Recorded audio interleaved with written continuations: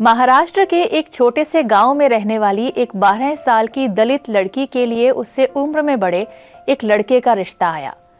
लड़की के पिता ने ये रिश्ता सिर्फ इसलिए स्वीकार कर लिया क्योंकि लड़का मुंबई में रहता था। बेटी को बड़े शहर में अच्छे से रहने का मौका मिलेगा, ये सोचकर पिता ने उसकी शादी उस लड़के से कर दी। शादी के कुछ समय बाद एक बार पिता का अपनी बेटी के घर जाना हुआ। वहां पहुंचकर उन्होंने अपनी बेटी की जो हालत देखी वो उनसे सहन नहीं हुई और वो उसे वापस अपने साथ गांव ले आए। ससुराल वालों ने जितने हो सके थे उतने जुल्म ढाए थे उस पर। अफसोस कि मायके आकर बैठी उनकी ब्याहता बेटी को भी समाज ने चैन से जीने नहीं दिया। एक दिन लोगों के तानों से तंग आकर बेटी ने जहर की 3 शीशियां पी ली। पिता ने बेटी को इस जहर से भी बचा लिया, लेकिन उस जहर से नहीं बचा पाए जो समाज के लोग उगलते रहे। अब लोग ये कहने लगे कि ऐसा क्या किया था कि जहर पीना पड़ गया। तब बेटी को समझ आया कि कुछ तो लोग कहेंगे, लोगों का काम है कहना। बस उसका इतना सोचना था कि उसकी जिंदगी बदलने की कहानी शुरू हो गई। और फिर एक दिन कभी आत्महत्या की कोशिश करने वाली इसी लड़की ने 900 करोड़ का बिजनेस एम्पायर खड़ा कर दिखाया। जी, ये कहानी है बड़ा सोचने और बड़ा करने की हिम्मत रखने वाली कल्पना सरोज की, जिनसे सीखने की सीख खुद श्री नरेंद्र मोदी जी ने दी थी।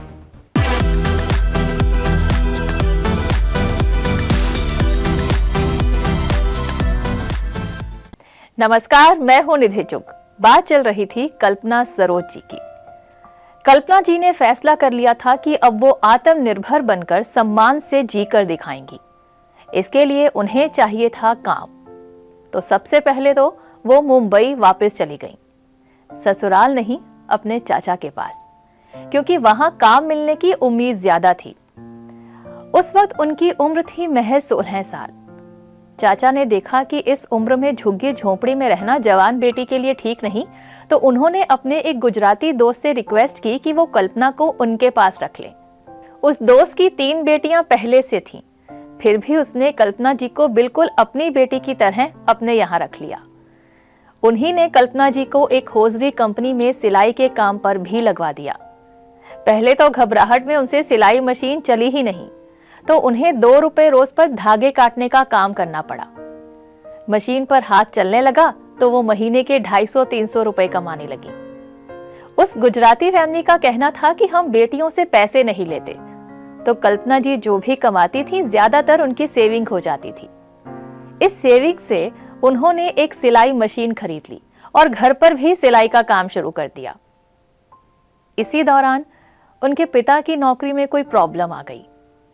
तब घर की बड़ी बेटी होने के नाते सारी जिम्मेदारी उन्होंने अपने कंधों पर ले ली और किराए पर घर लेकर पूरे परिवार को भी मुंबई बुला लिया। फिर एक दिन कुछ ऐसा हुआ जो नहीं होना चाहिए था। कल्पना सरोज परिवार का गुजारा चलाने के लिए दिन रात काम कर रही थी। एक दिन उनकी छोटी बहन बीमार पड़ गई और एक 2000 रुपए की कमी की वजह से इलाज ना हो पाने के कारण वो चल बसी। बहन तड़प तड़प कर कल्पना जी से कह रही थी कि दीदी मुझे बचा ले, मुझे मरना नहीं है। लेकिन कल्पना जी कुछ नहीं कर पाई। उसी दिन उन्होंने ये तय कर लिया कि अब पैसे की वजह से कोई अपना उन्हें छोड़कर नहीं जाएगा। उसी दिन उन्होंने ठान लिया कि अब वो पैसे को अपने बस में करेंगी। तब उन्होंने प्लान किया कि अब वो नौकरी नहीं बल्कि खुद का बिजनेस करेंगी।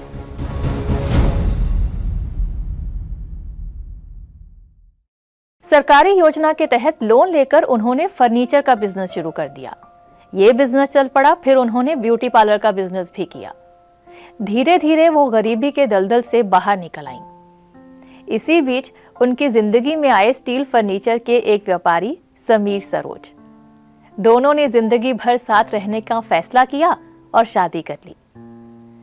शादी के बाद उनके 2 बच्चे हुए। सब एक हैप्पी फैमिली में जी रहे थे कि तभी किस्मत ने फिर अपना खेल खेला और समीर जी इस दुनिया को छोड़कर चले गए। वक्त हर जख्म भर देता है।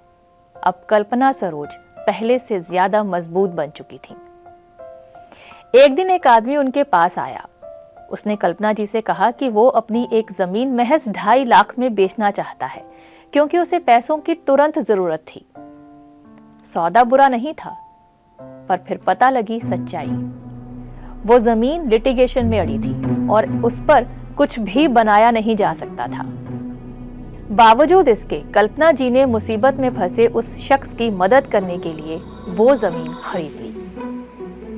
करीब 2 साल वो इस जमीन से जुड़े सारे विवाद खत्म करने में लगी रही। आखिरकार जब तक वो जमीन उनके नाम हुई, उसकी कीमत हो चुकी थी 50 लाख रुपए। इसी जमीन पर फिर पार्टनरशिप में उन्होंने एक बिजनेस किया, जिससे उन्होंने 5 करोड़ की कमाई की।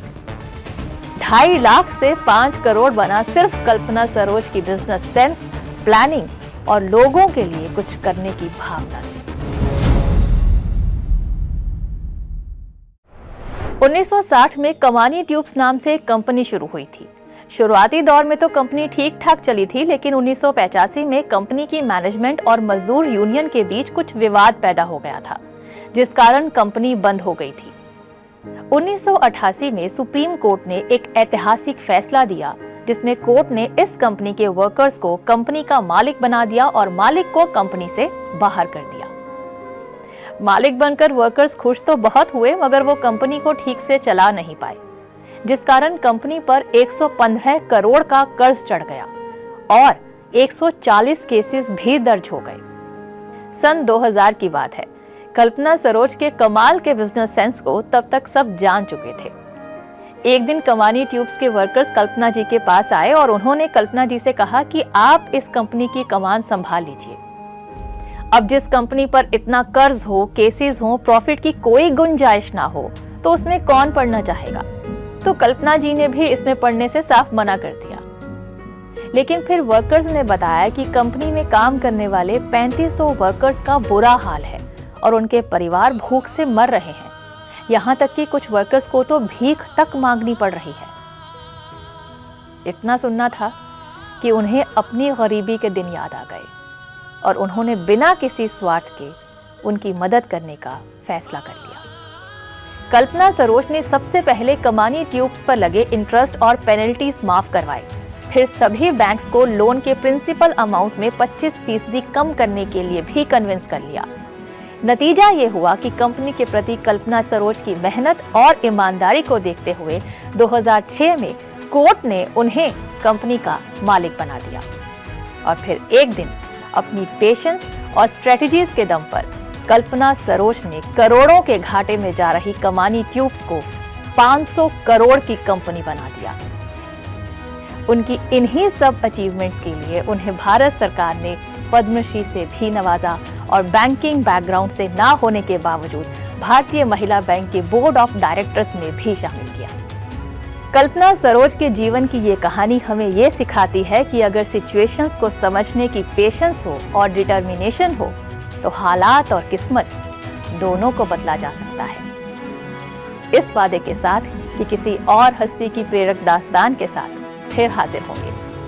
आज के लिए इजाजत दीजिए। फिर मिलने तक के लिए नमस्कार। Take very good care of yourself.